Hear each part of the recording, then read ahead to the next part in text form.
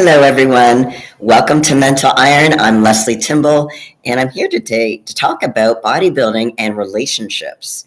Because I was asked, bodybuilding is often, considered a selfish sport. So if bodybuilding is selfish, then should bodybuilders be in relationships? Because relationships are supposed to be give and take. So if relationships are give and take and bodybuilders are selfish, should they go hand in hand? So I want to spend a little bit of time talking about that today. And just to give you guys a little heads up about iron therapy, Dave and I weren't able to record today. Just again, some scheduling stuff. We're hoping to do it later on this week. So if we can make it happen, we will.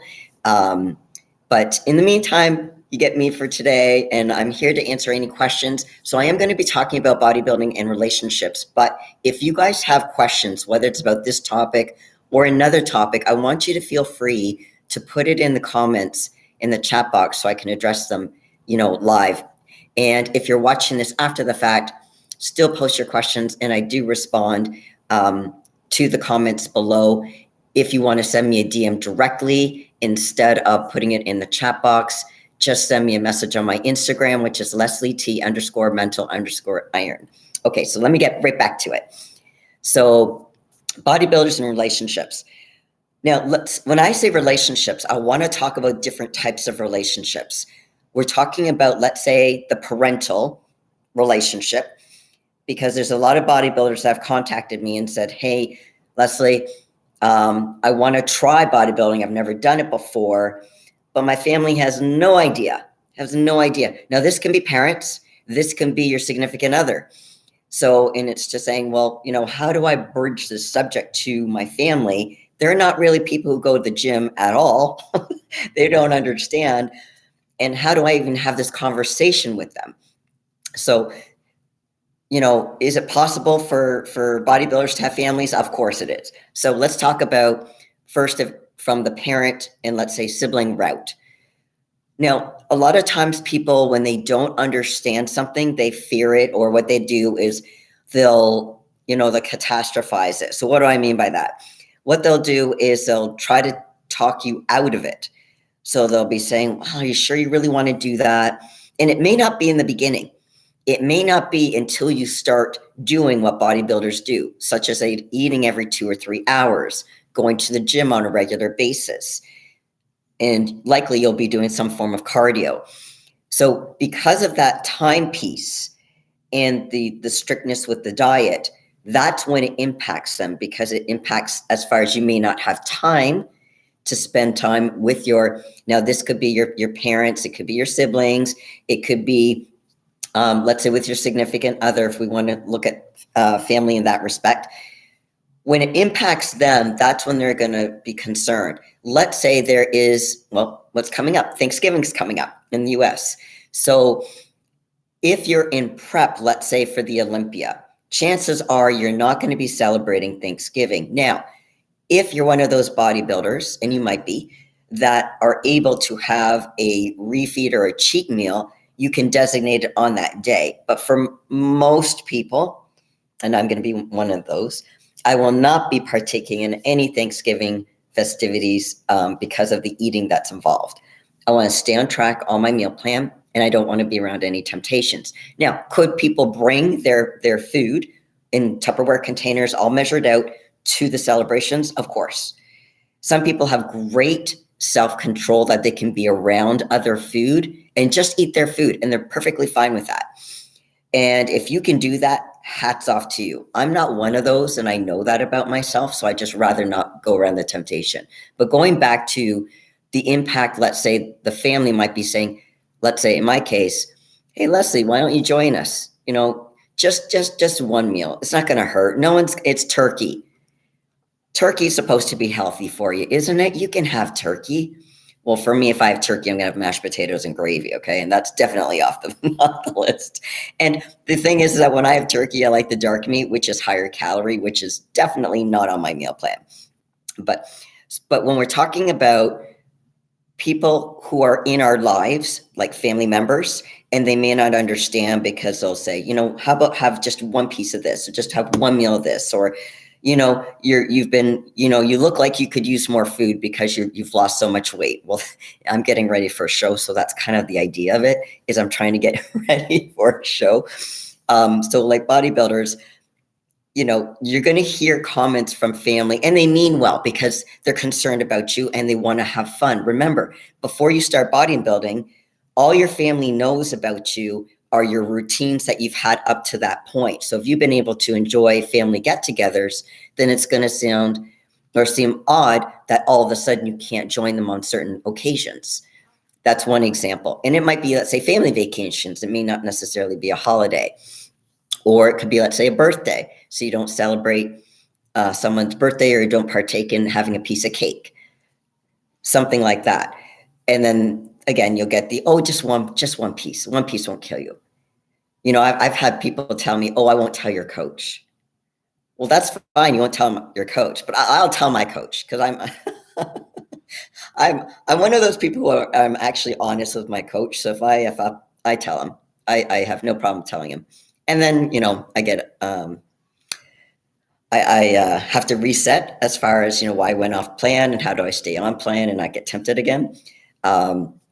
But again, that's not, if I take that temptation away, that's not even going to be an issue for me. Now, again, so family, again, they're well-meaning, but they could try to sabotage you.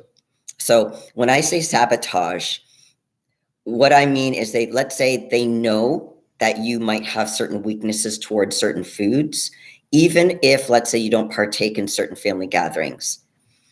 They might make it really easy and put stuff, let's say, on the kitchen counter. Say, you're all in the same home, and leave some goodies out on the kitchen counter. And that's going to be really tempting.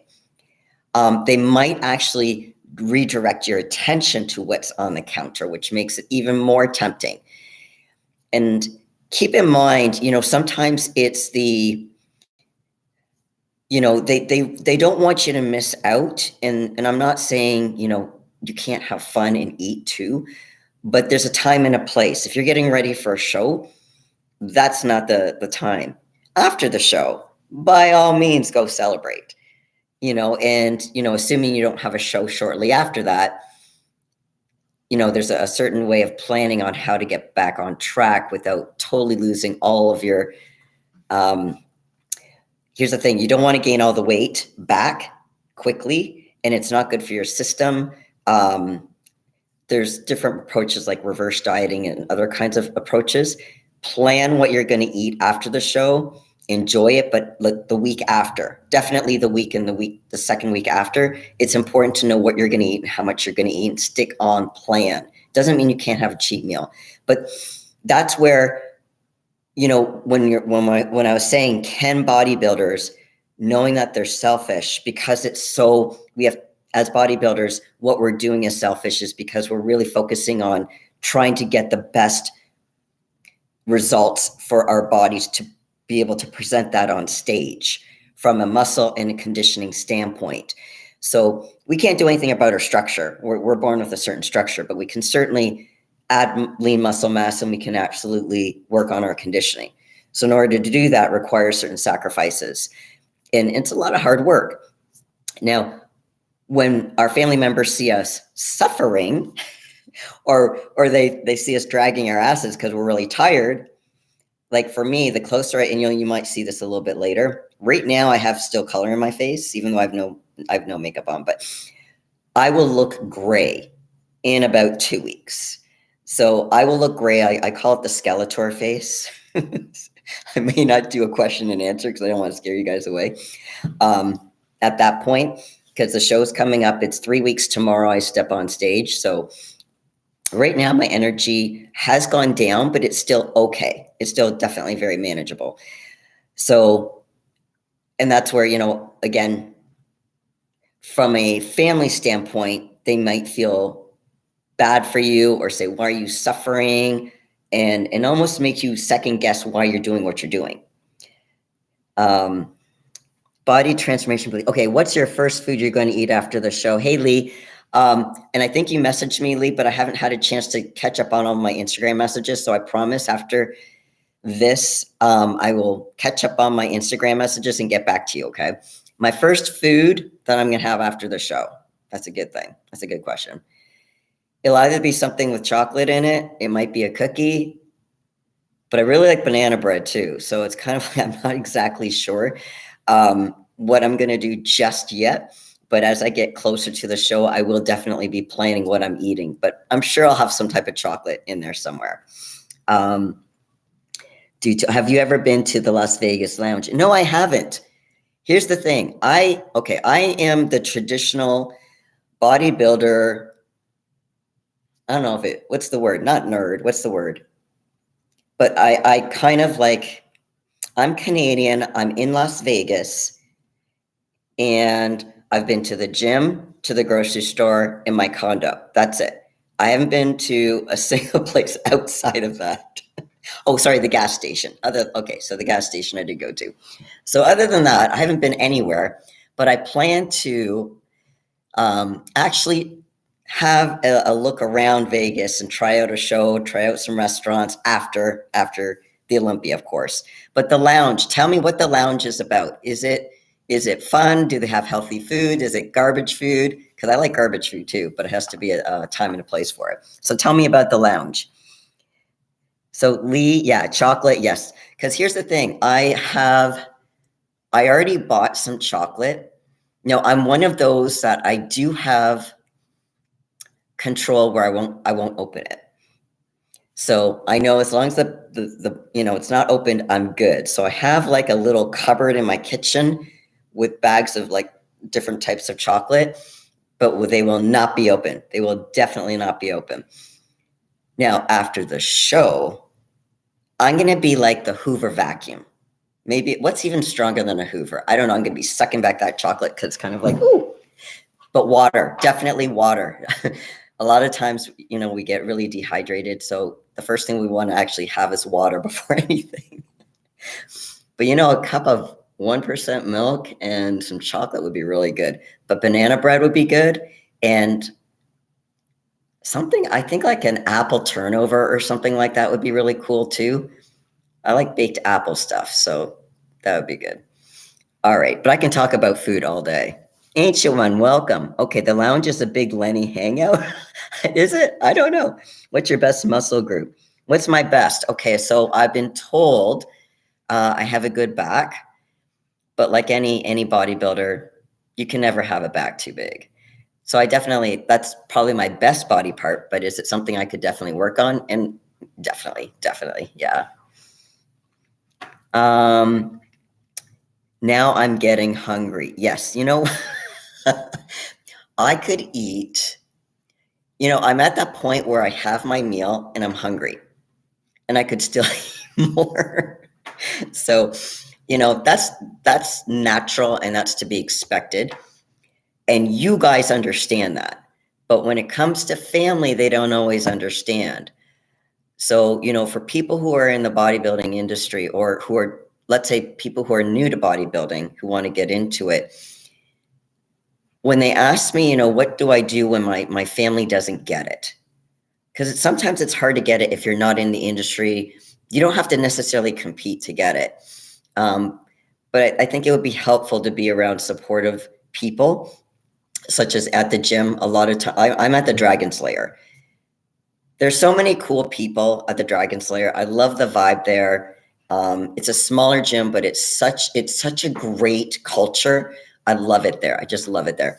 Not to say that there aren't other good gyms. I haven't experimented with the other gyms in Vegas. I'll probably have to check some out, after the Olympia. I just really, my head's really focused on the Olympia right now. But yeah, after the Olympia, I should probably try out some of the other gyms because there's apparently a lot in Vegas. So if you guys have any particular recommendations of a gym that I should try in Vegas, please let me know. Because I know there's a lot, but I don't know which ones to try first after the Olympia. But when it comes to people who are trying or would like to get into bodybuilding, or at least try it, even if it's like your first show, stand your ground with your family. Now, when I say stand your ground, I'm not saying be angry. You don't have to be a jerk about it. But to saying, hey, this is something really important. I want to try it out. I don't know how I'm going to do, but I'd really appreciate your support. let me set out some expectations so you guys know what this means. You're not going to see me for a little bit because I'm going to be the time in the gym or doing cardio. I might not have as much energy because my carbs will be coming down over, like, as I get closer to the show. I'll be cooking a lot of boring food. I might have to cook my own food and not the food that you guys would enjoy because they'll probably be eating other kind of food. And the kitchen might smell like fish for a period of time. So it's kind of like, this is what to expect. But as a bodybuilder, you do have a responsibility that after the show, feel free to reconnect with the people who did support you. So this is family. This could be friends. You know, give a shout out to your coach. I mean, they had to put up with your miserable butt for how many months, and any kind of insecure emails or text messages. You know, if you have a good coach, you know, they put a lot into every athlete they work with. If you have a good one. So yeah, do give kudos to them. But I mean, reconnect with people that maybe you didn't connect with for quite some time because you were in prep. That's your responsibility as far as relationships. So when we talk about relationships are give and take, it's timing. So if you need to be basically not, if you're not able to give as much in your friendships, let's say when you're in prep, because of the timing, when you're not in prep, you better start reaching out to some people and try connecting with them. And if you have a partner, definitely spend time with them. Now, here's one thing you can do. So when I was talking about family, let's talk about your significant other. When you're in a relationship and one of you is the bodybuilder and the other person, let's say, is not a bodybuilder. I'm going to talk about it if you're both bodybuilders in a moment. But if you're the bodybuilder and you have someone in your life that's not a bodybuilder, okay, you can educate them on what to expect as far as when you're in prep, what that means. And that will likely mean less time with them, that you won't be able to have maybe as many meaningful conversations, or you may not be with it. Because again, with your low carbs, you don't have energy and it's hard to think straight. I walked around wondering where my keys are and I've had them in my hand. I mean, something happens with the brain cells. I don't know how to explain it when the carbs go low, but things like that can happen. So explaining that you won't be able to go out on dates. But what you can do is, if you are allowed a cheat meal at some point in your prep, use that as an opportunity to almost feel a little bit of normalcy back into your relationship by saying, hey, my coach just gave me let's say Saturday, I can have a cheat. How about we go on a date? Do something like that. So if you're allowed to do that, involve your partner and make that a date. So I know that's going to be few and far between, but anytime you have a pocket of time that you can spend with your partner, why not? And you're going to be much happier when you have a cheat meal, and you're going to be a bit more chatty. So, and then you're going to feel a little bit normal. So, I mean, expose your partner to that, because they're going to be, you know, I want you to try to put yourself in your partner's shoes, that, you know, they want to be with you. They want to spend time with you. And even though if they might be understanding that you're in prep, depending on, assuming you're not doing show after show after show, prep can be anywhere. I don't know how people do it for 12 weeks, but let's say 16 to 20 to 24 weeks. That's a pretty long period of time for someone who really wants to spend time with you and they can't. So give them time when you can, even like I said, if there's small pockets of time.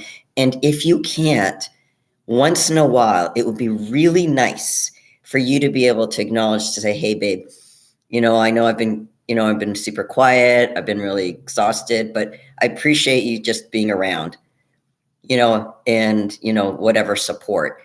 And if they make you food, or if they do something for you, or throw in a load of laundry and included your stuff, thank them.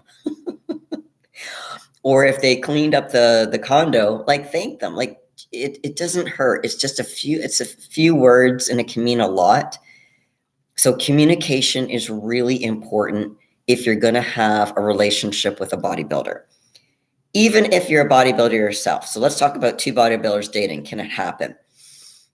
Now, I have known bodybuilders where there's a couple and they were in prep at the same time.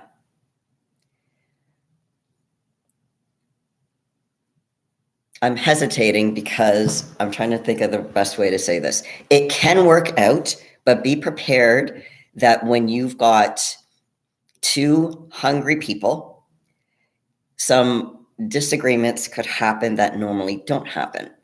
Or because the carbs are low, the incident of fighting over little things can skyrocket. So as an example, one couple I knew, they were fighting over asparagus because one of them ate the other's asparagus, or ate the last of the asparagus and didn't leave them any asparagus. So I know it sounds silly, but when you're not allowed a lot of food, and let's say you're out of food and you're hungry, because you're always hungry, but when you're allowed to eat and there's no food or there's something missing, could end up being an issue there.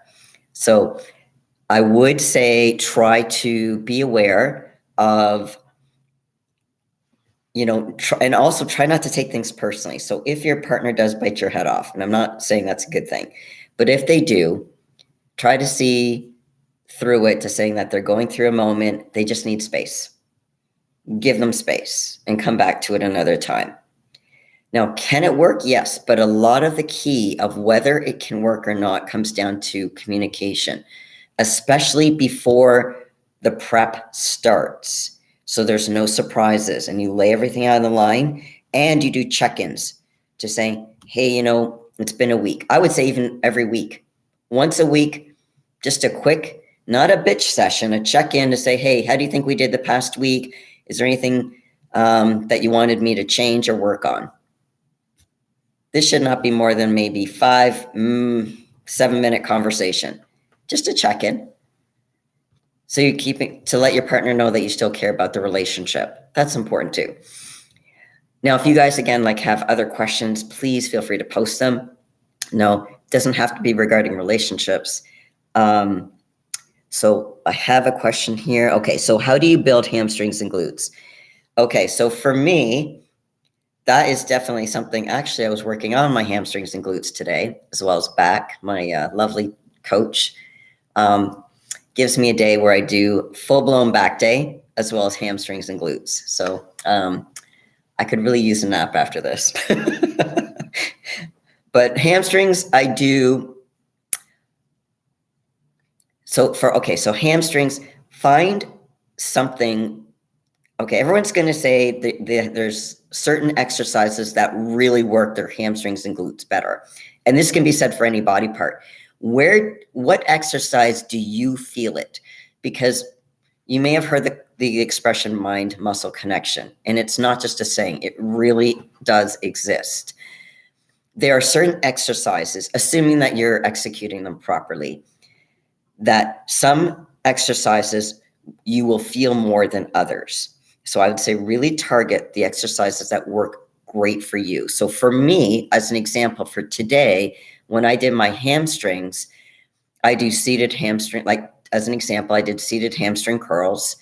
I did leg press where I had my feet higher on the platform so I could target my hamstrings, and it also does a bit of my glutes. I also do lying leg raises, so that focuses on my hamstrings as well. As far as glutes, I do, I've done lunges. What I do, I'll warm up, by the way. I do warm up sets, and then I'll do my working sets. But I'll do lunges. For glutes, there's also this the abductor machine where you sit and you have these pads on your legs, and you have your legs open. Really works the glute area. There's this glute hip thrust machine that I use. There's also these kickbacks where you put your foot on this pad and you push the weight back behind you. So there's different machines that you can use. I used to do Nordic hamstring drops, but because of the way my program's tailored right now, as far as my rep scheme and my rest periods, It's harder for me to do hamstring Nordic drops, but I do like those, and I'll probably do those after after the Olympia is done. I'll just switch up some of my exercises. But those are really good for hamstrings and glutes. Also sumo squats. Don't know if you've done sumo squats, but those are good for glutes. The key into a lot of this is not just the connection that you have when you do the exercise. Slow it down, like sumo squats.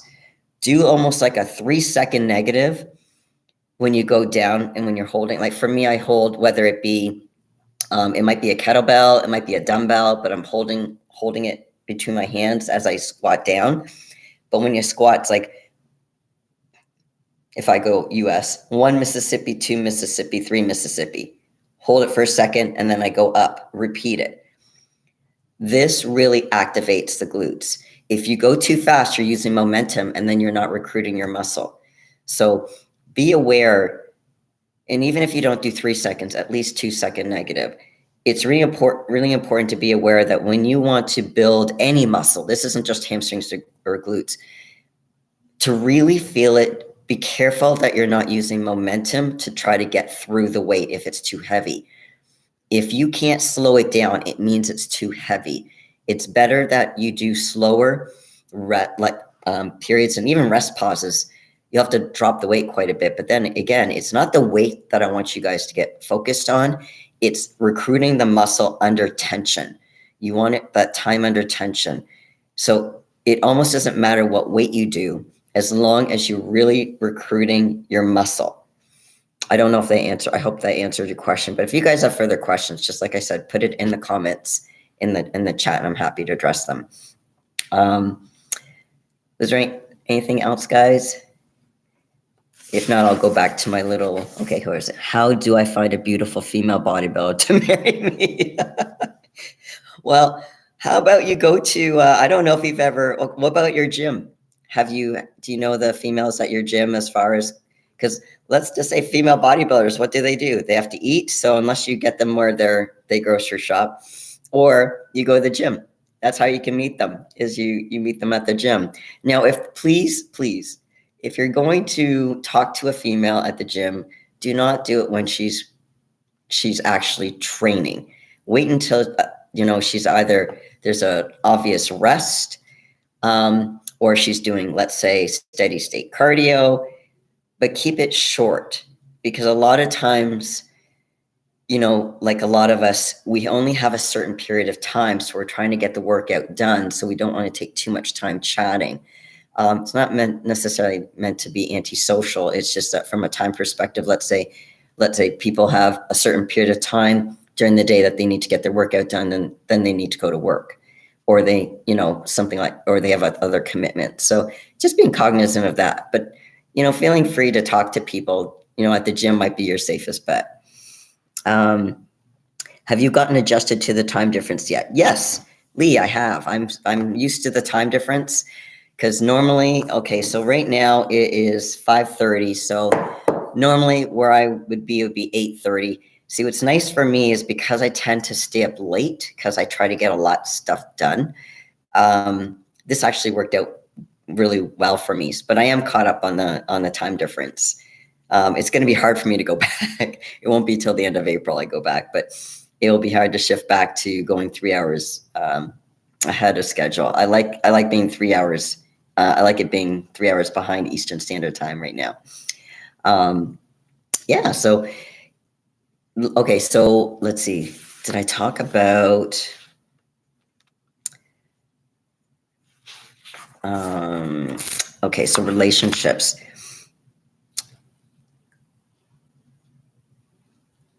If you're competing, okay, I think I talked about, if you compete at the same time. Oh, and this is the other thing. So, if you're competing at the same time, you can still do some stuff together. Let's say cardio. Most people I know, when they compete, they have to do some form of cardio. Now, not everyone, I'm not saying you have to do fasted. Fasted works for me, and I do prefer that. Now, sometimes if you have to do double cardio, you have to do fasted cardio, you have your training, and then you do your second cardio in the evening.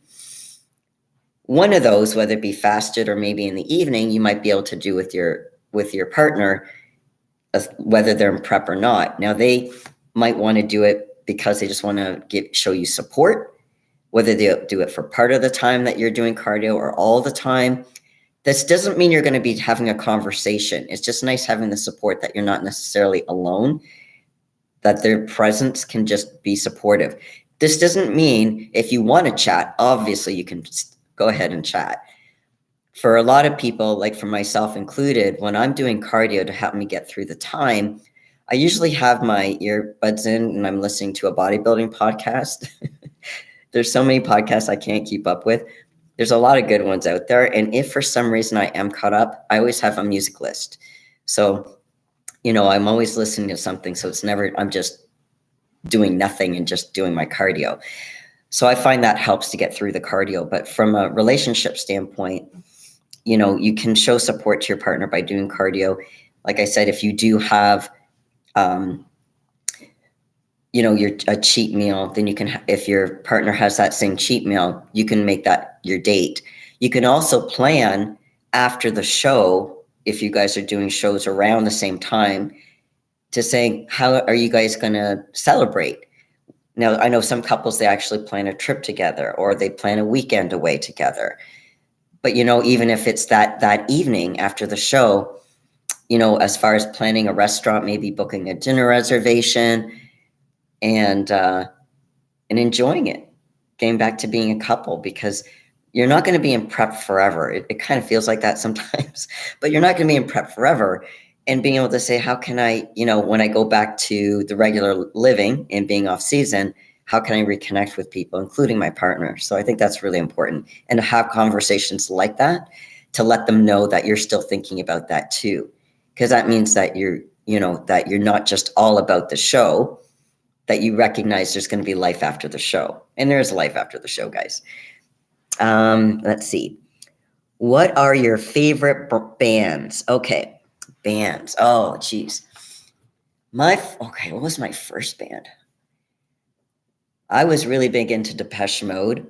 Bon Jovi. Let's see. Don't Laugh, the Backstreet Boys. What other band? Oh, gosh. I'm going blank here. Bands, not single bands.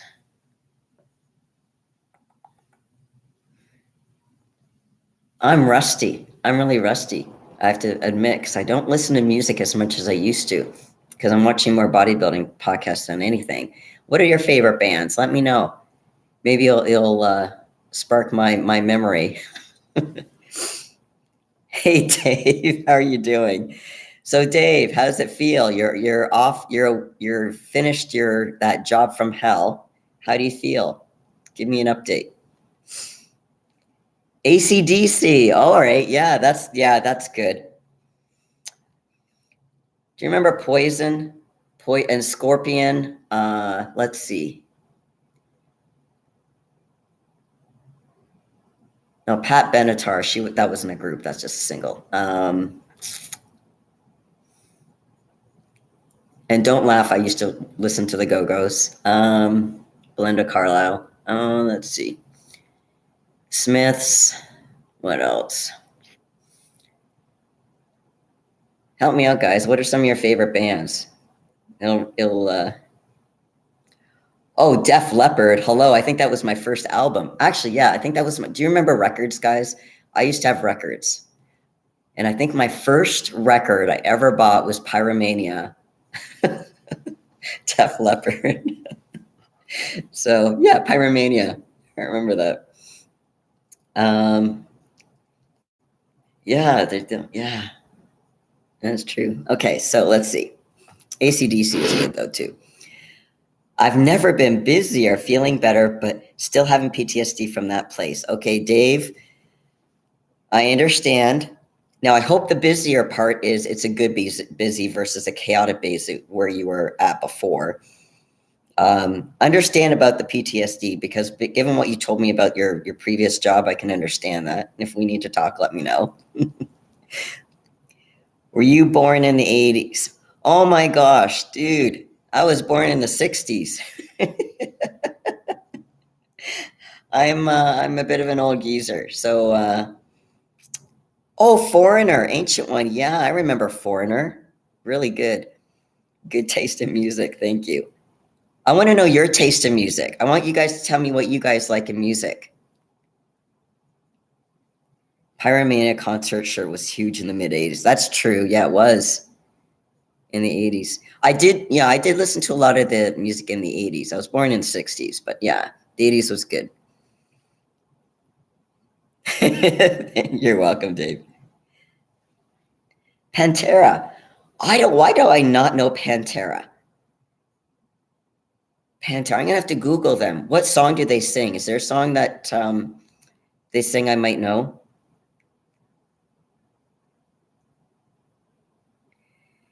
Actually, hold on.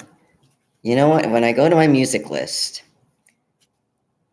was it okay, hold on. Let me tell you some the music that's on my music list right now. Okay. My playlist. Okay, so I have a playlist that's called The Olympia.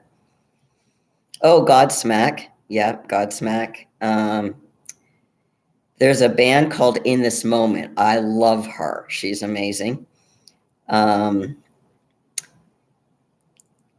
Prevail, I Prevail, Ex Ambassadors. Avenged Sevenfold. Disturbed. I really like Disturbed. What does that tell you about me? Skillet. Oh, I love Skillet. Skillet's cool.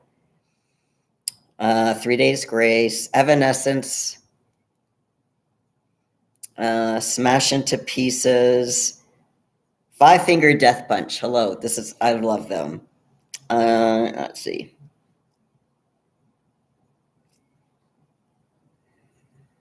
State of Mind has some really cool versions of songs right now.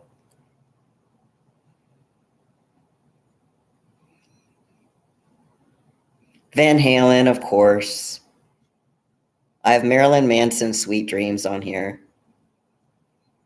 Oh my gosh, this is hilarious. I forgot I had all this stuff on here. Cell Dweller. Okay, hold on. Let me read what you guys write. Love it all. Metal, old school, rap, new wave, rock, classical, disco, anything that gets in the mind moving. Okay, cool, Dave. Ancient One. Parachute Club. Oh, yeah, Rise Up. I remember them. Okay, Doug and the Slugs. Oh, yeah, I forgot about Doug and the Slugs. That takes me back. Yeah. Being in our 50s, we were exposed to so many different genres and generations of music. You're right. We were. We definitely were. But, yeah. Music. I got to catch up on movies. You know that there's so many movies, and you guys might laugh, but you know, there's I haven't seen a movie in a long time. So the Top Gun with Maverick, I haven't seen that one, and I hear it's really good, and I want to see it, but I think everyone I know has seen it. I want to see it with someone who's never seen it yet. So I think it's on. I think I can rent it now if I really want to. Maybe I'll wait until I can find someone to go or to watch it with me. But yeah, there's a bunch of movies. If you guys have any other movie recommendations, let me know. And anyone who's in Vegas, shows after the Olympia, I want to see some shows, some Vegas shows. Probably, I hear the Blue Man Group is really good. Cirque du Soleil will probably be really good. Let me know if there's any particular shows you recommend, because I wouldn't mind checking out some shows in Vegas. And also restaurants in Vegas. I hear that Vegas has a lot of cool restaurants. Remember, I haven't been to a single one yet. Now I've driven past an In-N-Out burger. I'm not talking about those, but decent restaurants. They don't have to be like super high end, but decent restaurants. If you guys know of any and have any recommendations, again, for after my show, let me know, because I'm happy to try some different stuff out. Who's your favorite bodybuilder? That's a good question. Favorite. This is hard. That's a great question. And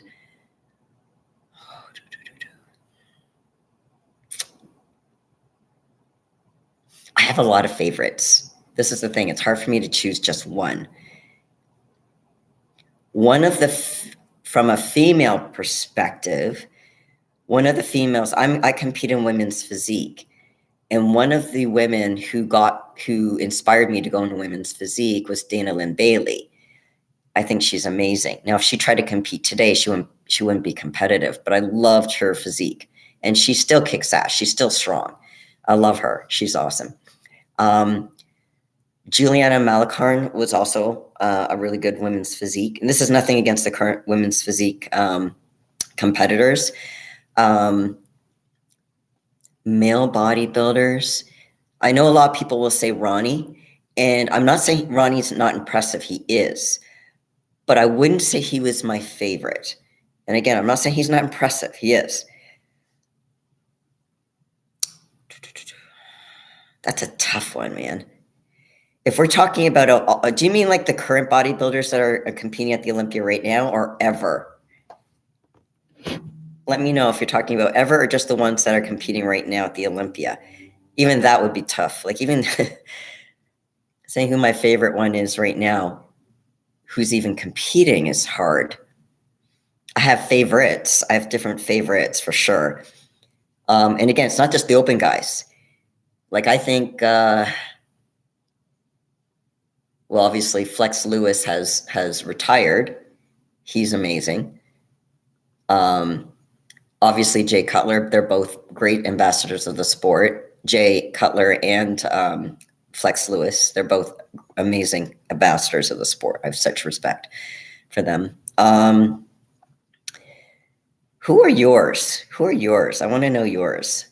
And like for me, it's different category. I mean, there's classic physique. There's so many different, like Chris Bumstead. Now I'm Canadian. I'm not just saying because Chris Bumstead is Canadian, but I think he has such an amazing shape, and I think he's a great ambassador of the sport as well. I think he's trying to be very responsible. He's very humble, and I really like that. The 212s currently, I mean, Sean Clarita, I mean, class act right there. There's a lot of guys I think that are really good bodybuilders, but I'd love to hear your favorites.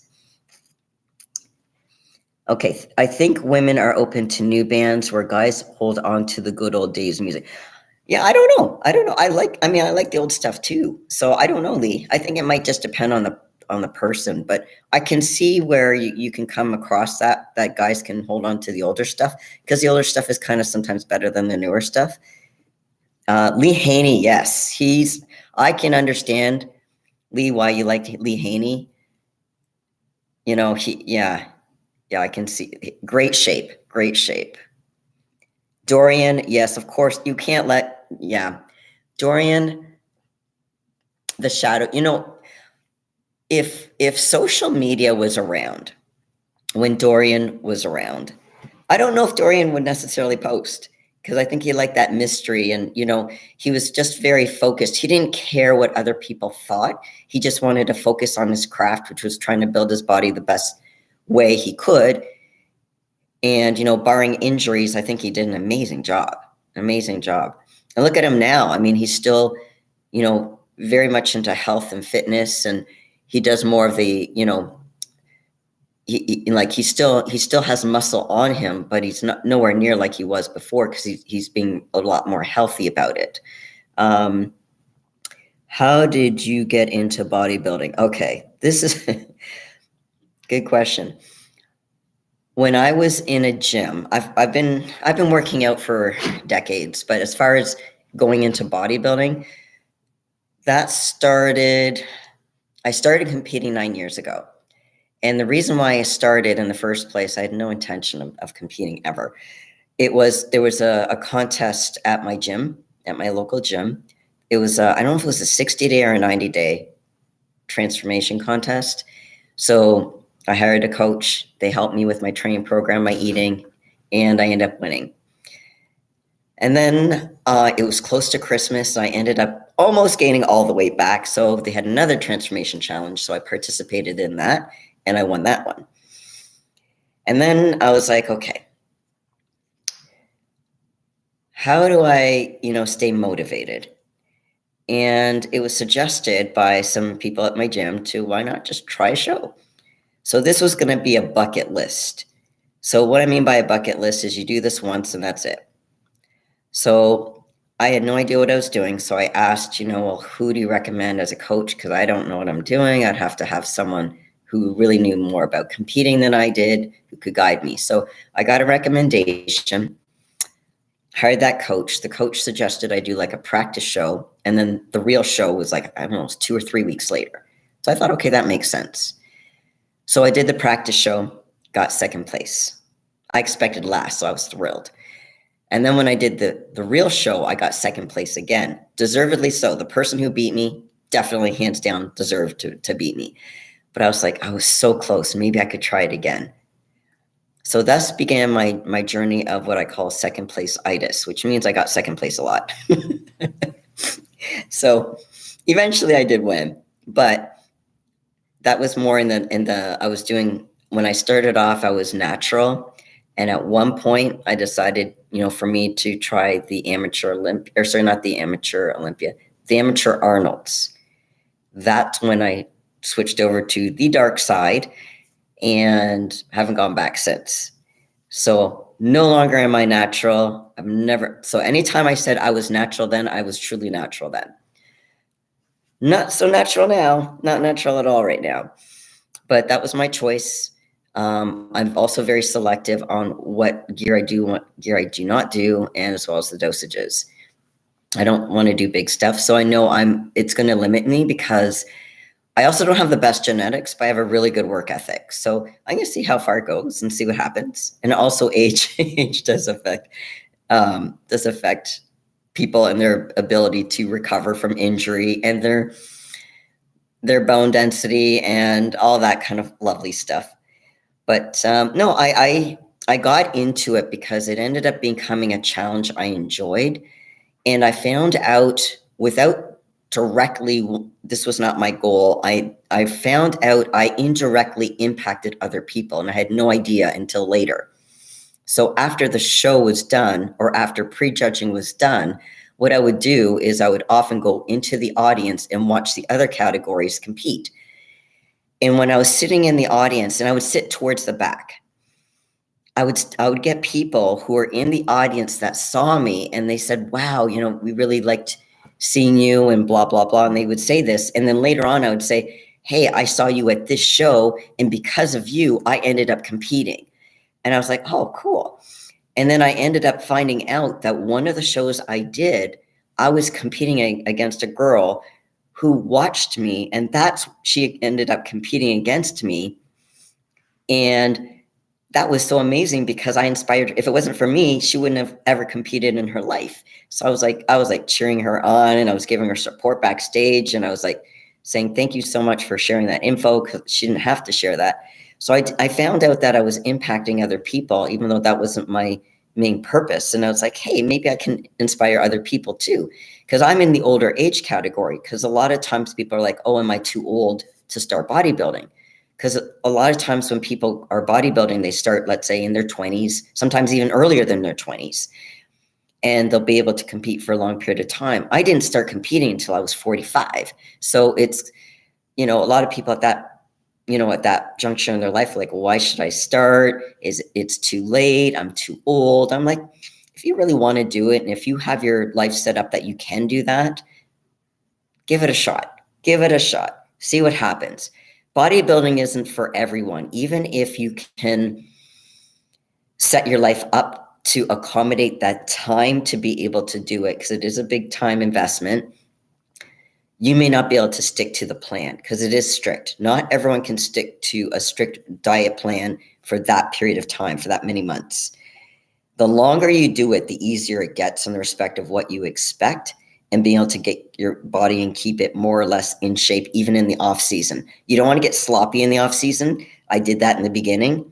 I've learned to curb that quite a bit. So I have a much leaner off season so it helps me get into shape it's not easy, but it's easier than before because I didn't have as much weight to lose. So you learn, you live and you learn with every show, at least I did. But how I got into bodybuilding, it was initially a bucket list item that ended up keeping going. And I'm doing the amateur Olympia in 3 weeks. So We'll see. I'm not going to continue doing it too much longer. And the reason for that, one, is financial. I don't have a sponsor, so it gets really expensive paying for everything. Even if I had a food sponsor, that'd be a huge help. But, because I don't have a sponsor, that's a big piece. The other piece is I can't get my second business off the ground properly because I literally don't have the time, because I'm spending so much time in competing and everything that's required in that. Now, when I retire, and then again, I'm not sure how many more years I have left. I might have one more year left in me. We'll see. When I do stop competing, it doesn't mean I'm going to stop training. I'm still going to train. It just won't be the same. So like today, I was in the gym for 2.5 hours. That's all weight training. This is not cardio. Now, not all my training sessions are like that. That's my longest training session because it's, like I said, I'm doing back, hamstrings, and glutes. That's a 2.5 hour training session. So again, that's the longest one. The other ones are not nearly that long. I will likely train anywhere between an hour to an hour and a half when I'm done competing, because that's I think more doable. Let's see. I think I had Dave. The late 80s and 90s are my favorite. Too many to list. I was lucky enough to live in southern, is that Southern California, and saw many during the heyday of Gold's and World's Gym. Venice was only a 30-minute drive away. Oh, I can only imagine, Dave, what you saw. It's not the same now than it was back then from what people have told me. But I think now Vegas is becoming the new mecca of bodybuilding. I know your contrast preps are longer than the average competitor. How does that play into cycling on and off gear, off-season cycling also, or just during contest prep? When I'm off season, I'm off everything. So I don't go back onto gear until I get closer to prep. So if I'm doing, let's say, a 20 or even a 24-week prep, if I start gear, first of all, I check with my, it's checking with my coach. I don't do anything. I don't go rogue in respect. I do my own thing. It's kind of like I kind of want to know a plan by someone who knows what they're talking about, and then I just follow the plan. So if they say, we're going to start prep, but we're not going to start gear for like a month or two, okay. I have no problem. I'm literally just following. I'm like a coach's dream client because I do what I'm told. So, I don't typically do anything. Like the only thing I would do off season is I take my L-glutamine, I'll take creatine, I'll take my multivitamin, like that stuff. But as far as gear, no, I'm not on gear when I'm off season. So it's only when I go into prep, and again, it's whatever my coach recommends. That's what I kind of follow.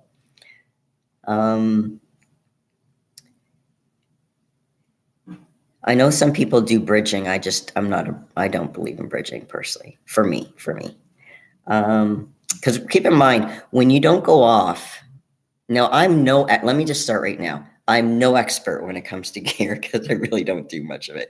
But from what I understand about gear, it's more effective when your receptors are fresh. So what that means is that if your receptors are used to being fired or being connected with this whatever the compound is, the longer you're on it, the connection won't be, the receptor isn't going to be as strong in the respect of the longer you're on a specific compound, you might need to increase the dosage of that compound over a period of time to get the same result. So in order to be more fresh, it's best, and again, this is off season, when you go completely off to reset your receptors. So I don't know if they necessarily go to zero per se, but they get more refreshed so that when you go back on it, you don't have to go on a high dose. You can start low. The idea is you want to keep your dosages as low as possible for as long as possible. And this is from a health perspective.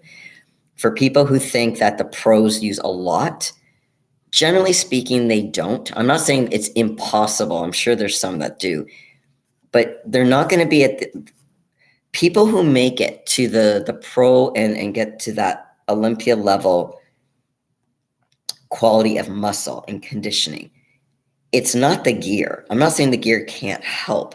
It's because they work their butts off, they're eating properly, but they also have genetics.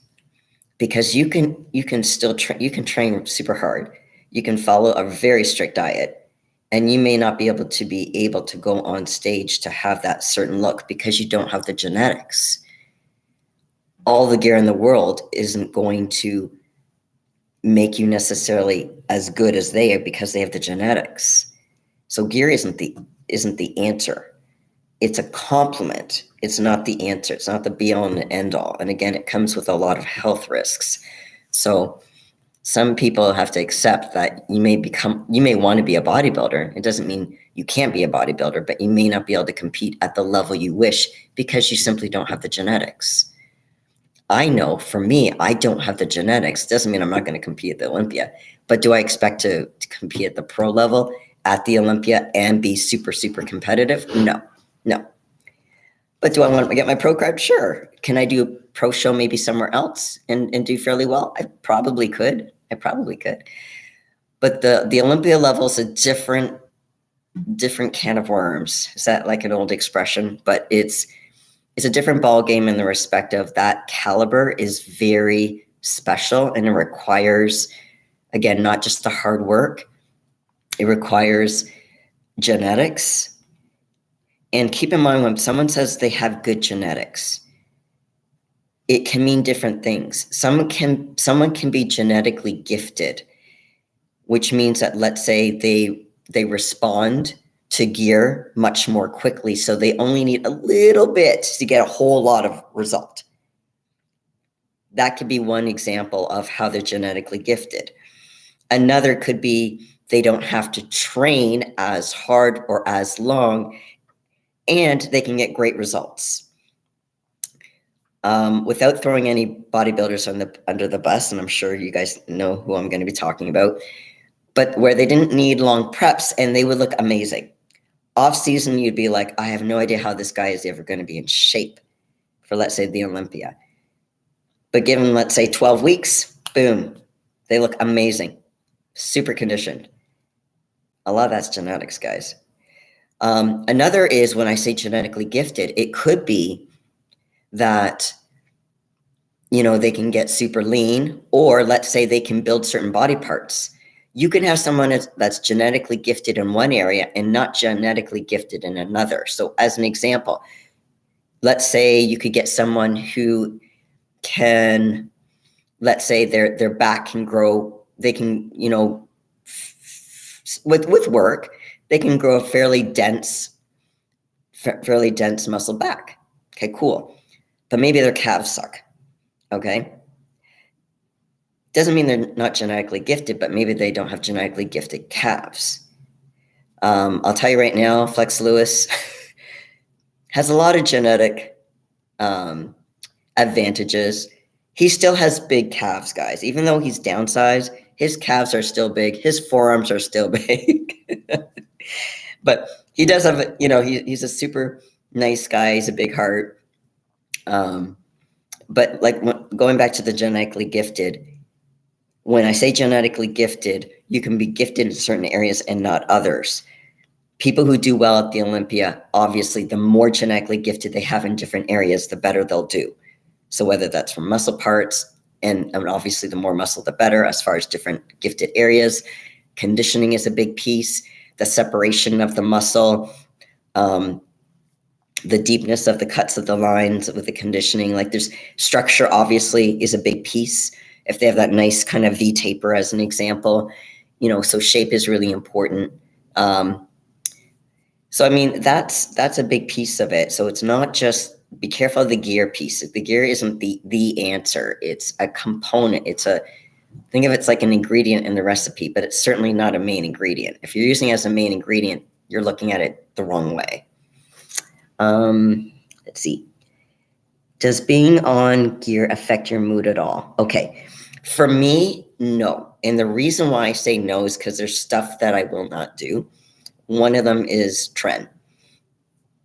This does not mean I look down on people who do tren. I'm saying for me personally, I do not wish to do tren. So the stuff I do does not affect my mood. What affects my mood is not having carbs.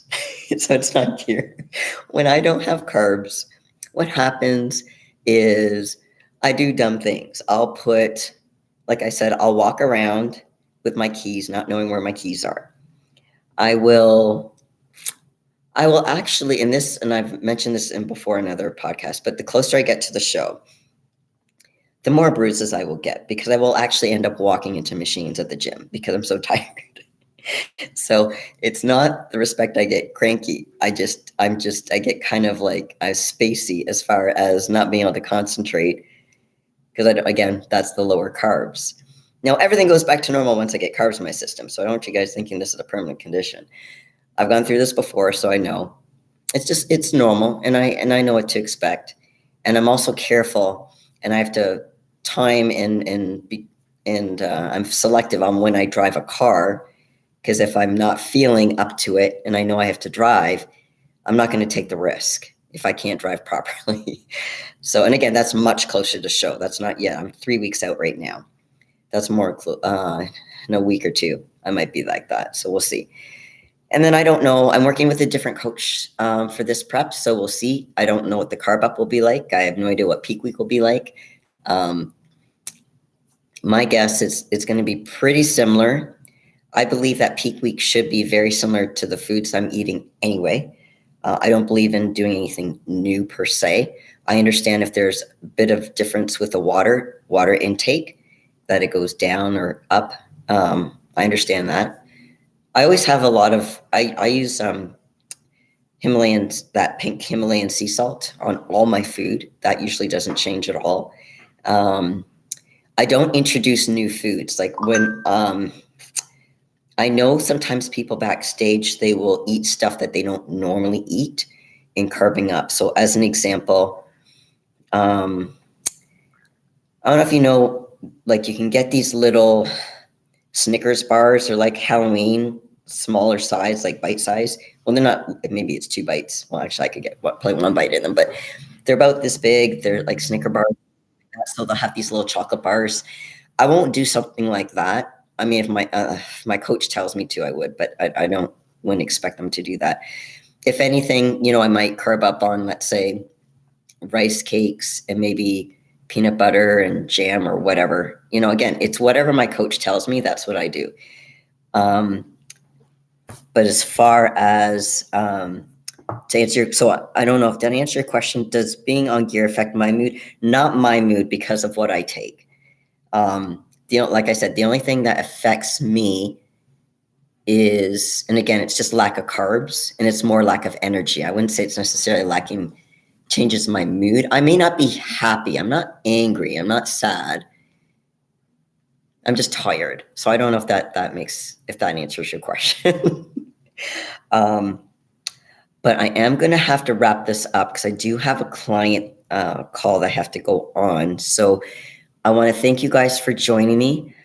Like I said, iron therapy, we weren't able to do today. We're going to try to do it later this week. I think Dave is trying to get someone to join us, so we're trying to coordinate our schedules. So hopefully we can make that happen, either Thursday or Friday. If not, worst case scenario, we'll always have next Monday, and then I'll still have my live Q&A next week, Monday. So again, it will be at 8 p.m. Eastern Standard Time, 5 o'clock if you're in Vegas. Is Vegas Pacific? I think it's Pacific. So 5 o'clock Vegas time, 8 p.m. Eastern Standard Time, I will do my next live. Like I said, if you guys have any questions or if you have any topics, post them in the chat, or actually, because I'm ending this, put it in the comments below, or like I said, send me a DM. I will put up a video. I put up videos every Friday on my Mental Iron podcast on YouTube. And I'm going to do a little bit more detail on the bodybuilding and relationships. I want to also, one thing I didn't touch upon that I do want to talk about is, what was the other piece I wanted to talk about?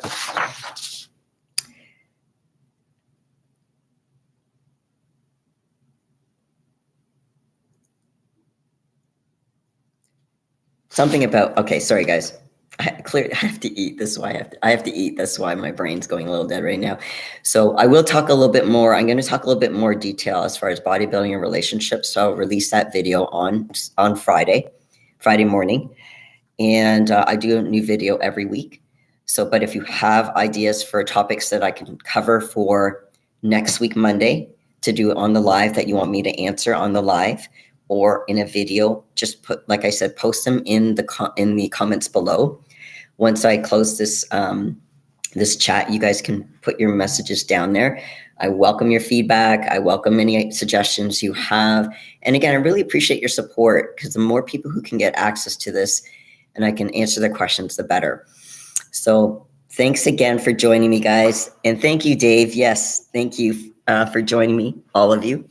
And I will see you guys next week, Monday. And have a great rest of your day. And remember to keep your mental game on. Bye for now.